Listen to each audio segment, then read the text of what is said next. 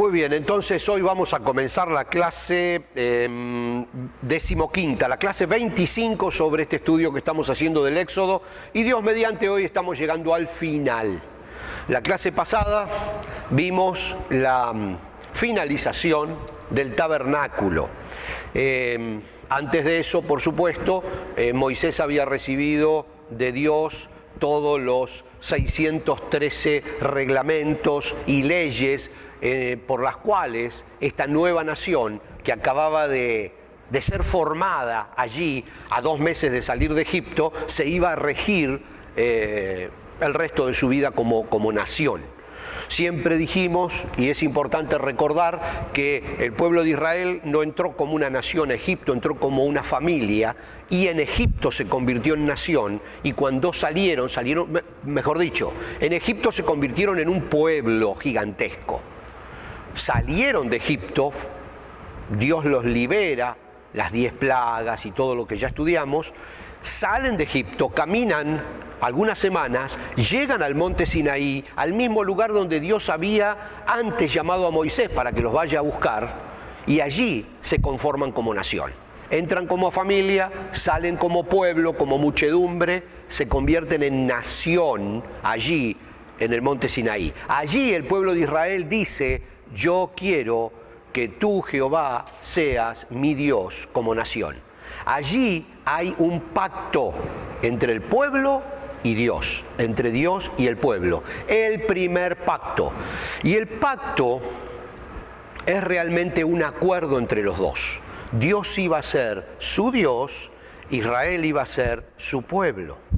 De allí surge el primer pacto, de allí surgen las leyes del primer pacto y el funcionamiento de Israel como nación. Hemos visto todo eso y luego como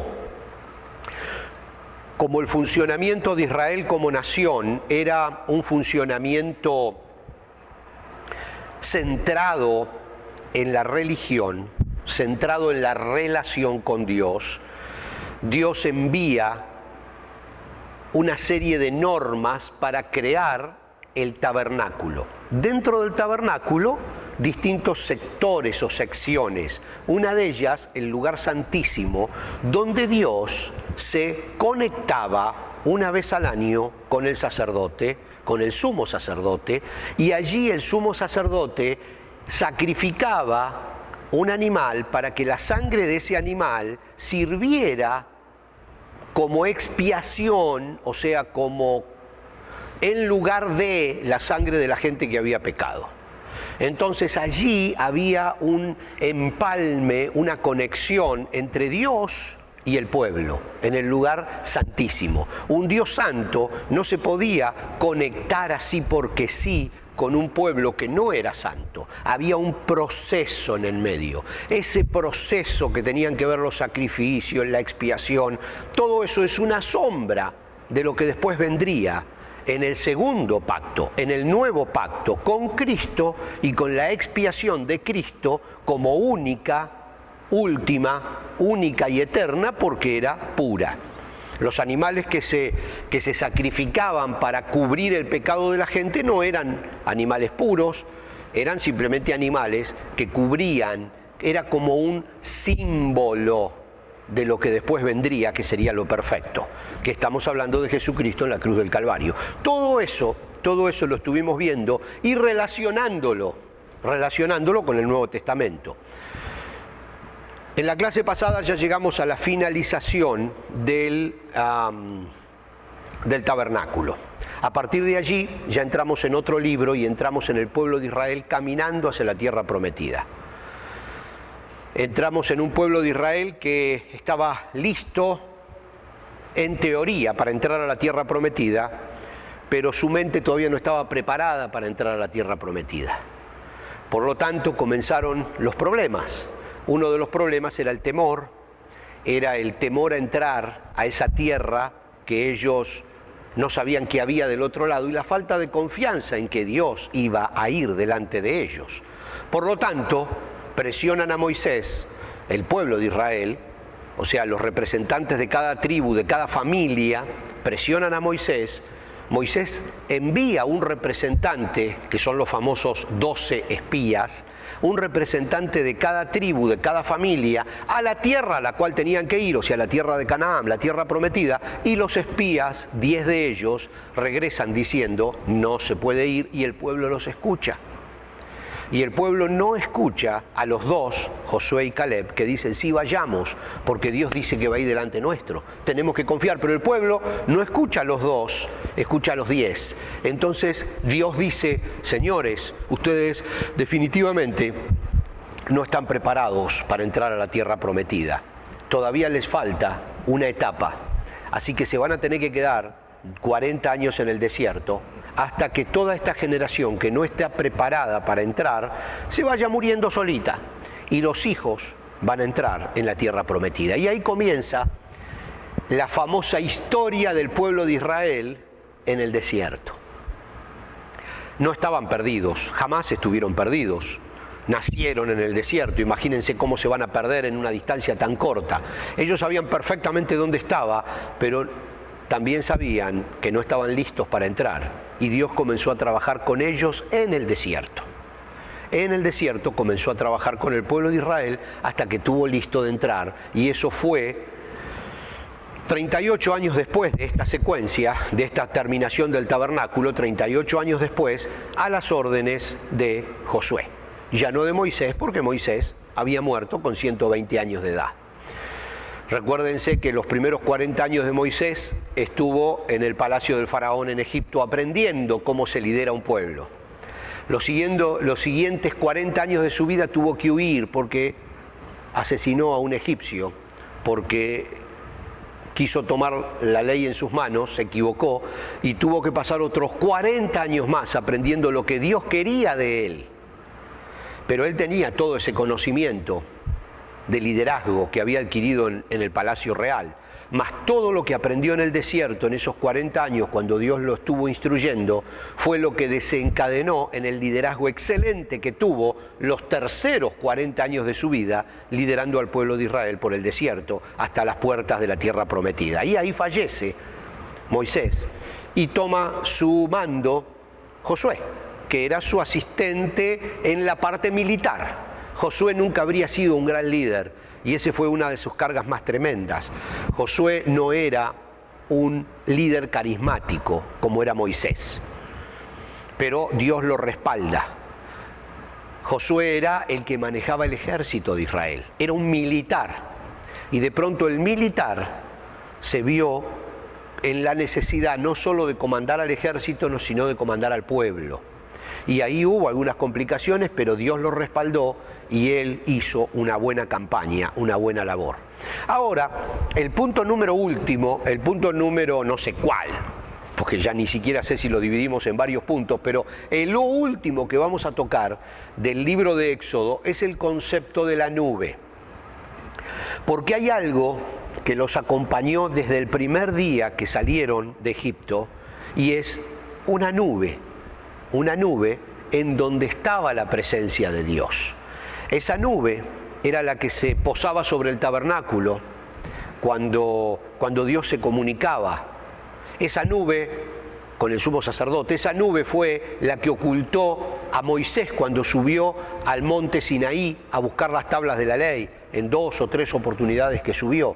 Esa nube después los acompañó en el desierto durante el día y durante la noche y los guió en qué lugares tenían que acampar y por qué caminos tenían que ir. Esa misma nube fue la que se puso en medio antes de que cruzaran el mar, se puso cuando recién habían salido de Egipto. ¿Recuerdan?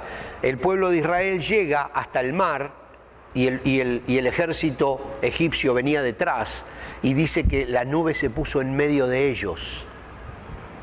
Y el ejército egipcio no podía ver a los israelitas. Y cuando la nube se levantó, los israelitas ya estaban cruzando del otro lado del mar. Y entonces los egipcios lo vieron cuando la nube se levantó y dijeron, tenemos que ir tras ellos. Y ya era tarde porque el mar estaba cerrándose. Se metieron en el mar y el mar se cerró sobre ellos. Toda esa historia con la nube también se traslada al Nuevo Testamento y vemos nubes, muchas nubes de la presencia de Dios en distintos lugares en el Nuevo Testamento. O sea que vamos a terminar con este tema de las nubes porque realmente es algo interesante y es algo que durante todo este peregrinaje del pueblo de Israel está presente. Bueno, ya hablamos de esto. Reposó continuamente sobre el tabernáculo, teniendo de noche la apariencia de un fuego, se levantaba para conducir al pueblo en sus itinerarios y se detenía cuando debía acampar de nuevo. Lo tenemos en la pantalla. Éxodo 13:21 leemos: el Señor iba delante de ellos y los guiaba durante el día mediante una columna de nube y les daba luz durante la noche con una columna de fuego. Esto les permitía viajar de día y de noche. Éxodo 19 dice: luego el Señor le dijo a Moisés: yo me presentaré ante ti en una densa nube, para que el pueblo pueda oírme cuando hable contigo, así ellos siempre confiarán en mí. Éxodo 24 dice: entonces la gloria del Señor se posó sobre el monte Sinaí, y durante 6 días la nube cubrió el monte. Al 7º día el Señor llamó a Moisés desde el interior de la nube. Éxodo 33, 9 y 10 dice: cuando Moisés entraba en la carpa, la columna de nube descendía y se quedaba en el aire, a la entrada, mientras el Señor hablaba con Moisés. Cuando el pueblo notaba que la nube se detenía a la entrada de la carpa, cada persona separaba la entrada de su propia carpa y se inclinaba. Es interesante todo esto que sucedía con la nube, la presencia de Dios. Durante el 2.º año, dice Números 10, ahora saltamos a otro libro, durante el 2.º año después que Israel saliera de Egipto, el día 20 del 2.º mes, la nube se elevó del tabernáculo del pacto. Entonces los israelitas salieron del desierto de Sinaí y viajaron de un lugar a otro hasta que la nube se detuvo en el desierto de Parán. Esta es una imagen que siempre me hice en mi mente y de hecho la Biblia nos relata que era así. Todas las entradas de las carpas, ya lo dijimos varias veces, tenían que estar apuntadas, orientadas hacia el centro donde estaba el tabernáculo. O sea, se construía el tabernáculo, que era la carpa de reunión con todas las demás cosas alrededor y una cerca grande que lo vallaba todo, y luego por familias se iban acomodando las distintas carpas. Estamos hablando de miles de carpas alrededor de ese tabernáculo. Ocupaban todo un valle, era tremendo. Imagínense la cantidad de gente. Por supuesto, había calles, había una organización hecha, había toda una organización. Imagínense que había que cocinar, había que ir al baño, era un pueblo, había desperdicio, basura, cosas que se consumía, muchísima comida, había que los animales, los corrales. Bueno, imagínense lo que eso significa, 1 millón y pico de personas. Todas las carpas de todos apuntaban a ese tabernáculo. Aquí ya hay una enseñanza muy importante acerca de la casa apuntando hacia el centro. Y era obligación que la puerta de la casa apuntara hacia el tabernáculo, hacia ese lugar de relación con Dios. Cada mañana, uno de la familia tenía que asomarse y mirar si estaba la nube. Si la nube se había movido, era hora de desarmar la carpa y seguir la nube, hasta donde la nube parara. Entonces estamos hablando de una relación diaria con esa presencia de Dios que los iba guiando. Estamos hablando de tener toda la vida apuntada hacia ese centro que era Dios. Y no moverse hasta que esa nube no se movía y detenerse donde esa nube se detuviera. Yo imagino que si Dios mismo no les marcaba el camino, apenas en unos años ellos iban a pensar que ya estaban listos para cruzar y hubieran cruzado a la tierra prometida, porque se hubieran cansado de dar vuelta por el desierto. Estamos hablando de 40 años. Ellos estaban allí, o sea, del otro lado del río Jordán estaba la tierra donde fluía la leche y la miel, y los espías habían dicho que los frutos eran tan grandes que no los podían cargar, y ellos estaban en el desierto, ellos estaban comiendo codornices y maná que caía del cielo, y del otro lado había todo, eran tierras fértiles. Si la nube no los hubiera guiado, ellos hubieran entrado mucho antes en la tierra prometida y hubiera sido un fracaso rotundo, porque no estaban preparados. Dios los iba guiando hasta que ellos estuvieran preparados para, como decía un corito, creo, para poseer la tierra que les había dado en posesión. Era de ellos, pero no estaban preparados para poseerla todavía, para vivir en esa tierra. Había muchas cosas que se iban mezclando y es difícil ahora entrar en las historias de todos los pueblos y ver historiadores y muchas otras partes de la Biblia que relatan estos acontecimientos, pero la idea era que la nube los guiaba, no porque estuvieran perdidos, sino porque Dios no quería que crucen todavía. Cuando llegó el momento, Dios le dijo a Josué, ahora tienes que cruzar. Y entonces Josué fue, dice, reunió a los líderes de todas las tribus en el atrio del tabernáculo y les dijo, Dios acaba de confirmarme que mañana a la mañana cruzamos. Y al otro día, cuando pusieron los pies en el Jordán se detuvo y en seco cruzaron hasta las cercanías de Jericó. Y luego atacaron Jericó y las murallas fueron derrumbadas milagrosamente de Jericó. Y toda la campaña de Josué, que después sigue relatándose especialmente en el libro de Josué. O sea, aquí nos encontramos con que la nube los guiaba, no porque no supieran a dónde ir, sino porque si no se dejaban guiar por la nube, por saber a dónde tenían que ir, se hubieran equivocado. Porque no solamente hace falta saber a dónde ir, sino saber en qué momento ir. Y lo que la nube les indicaba era el momento en que ellos iban a estar listos para entrar en la tierra prometida.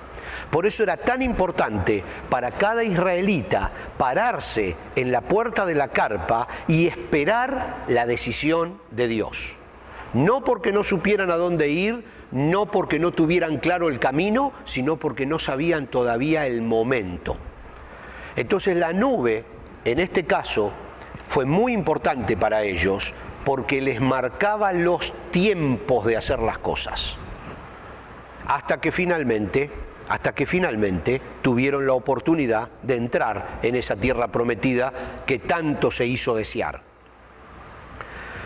Luego, si vamos un poquito más adelante, y ya estamos terminando esta parte, cuando también lo hemos estudiado, cuando David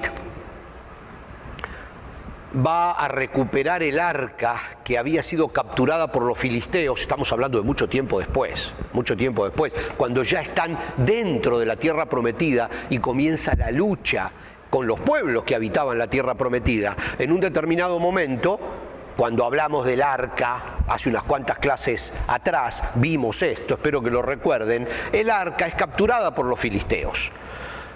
Pasan muchas cosas, entre ellas los filisteos que desean deshacerse del arca porque empiezan a tener problemas por tener el arca, porque Dios está bastante incómodo porque ellos capturaron el arca, aunque Dios permitió que el arca fuera capturada porque les estaba dando una lección a los israelitas. La devuelven el arca a los filisteos, pero nunca llega a Jerusalén hasta que David la va a buscar. Luego David construye un lugar provisorio para esa arca, y Salomón, el hijo de David, recién construye el templo. Y aquí vamos, Primera Reyes, vamos a ver ese momento. Dice Primera Reyes, capítulo 8, dice, entonces Salomón mandó llamar a los ancianos de Israel y a todos los jefes de las tribus, los líderes de las familias patriarcales de los israelitas. Miren que acá nos adelantamos muchísimo, ¿eh? Estamos siguiendo la nube. Dice, para que fueran a Jerusalén. Ellos debían trasladar el arca del pacto del Señor desde su sitio en la ciudad de David, donde la había dejado David, que la fue a buscar, donde los filisteos la dejaron, la trajo y la dejó allí en Jerusalén, la ciudad de David, también conocida como Sión, hasta el templo. El templo estaba en las afueras de Jerusalén, el templo que construyó Salomón, el templo de Jerusalén.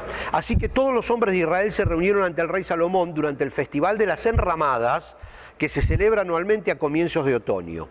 Una vez que estaban presentes todos los ancianos de Israel, los sacerdotes levantaron el arca, y los sacerdotes y los levitas trasladaron el arca del Señor junto con la carpa especial. Era la carpa, era el tabernáculo, era ese tabernáculo que habían dado 40 años armándose y desarmándose en el desierto, lo trasladaron, y todos los objetos sagrados que había en ella. Delante del arca, el rey Salomón y toda la comunidad de Israel sacrificaron ovejas, cabras y ganado en cantidad que fue imposible llevarla cuenta. Al salir los sacerdotes del lugar santo, una densa nube, y acá tenemos otra vez la nube, y una de las últimas veces ya que se ve en el Antiguo Testamento, llenó el templo del Señor.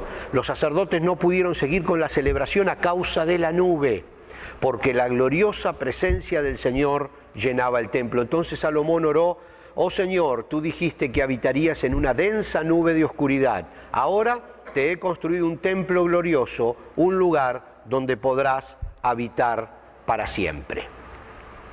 La nube vuelve a aparecer en el Nuevo Testamento. Hechos 1:9 dice: después de decir esto, Jesús fue levantado en una nube mientras ellos observaban, hasta que ya no pudieron verlos. Mientras se esforzaban por verlo ascender al cielo, dos hombres vestidos con túnica blanca de repente se pusieron en medio de ellos. Y Apocalipsis dice: miren, Él viene en las nubes del cielo y todos lo verán, incluso aquellos que lo traspasaron. El tema de la nube, cuando termina el templo, cuando ya el arca de la presencia de Jehová descansa en el lugar santísimo, en el templo en Jerusalén, ya en el Antiguo Testamento no se habla más de esa nube que los había guiado hasta ese momento, de esa presencia de Dios que los había guiado hasta ese momento. El pueblo de Israel, lo vamos a ver en otros libros, comienza una etapa muy triste después de Salomón, donde comienza a apartarse de Dios. Y vienen recién allí los profetas, como Isaías, como Jeremías y los demás profetas que hablan diciéndole al pueblo de Israel: hay que volver a los caminos del Señor.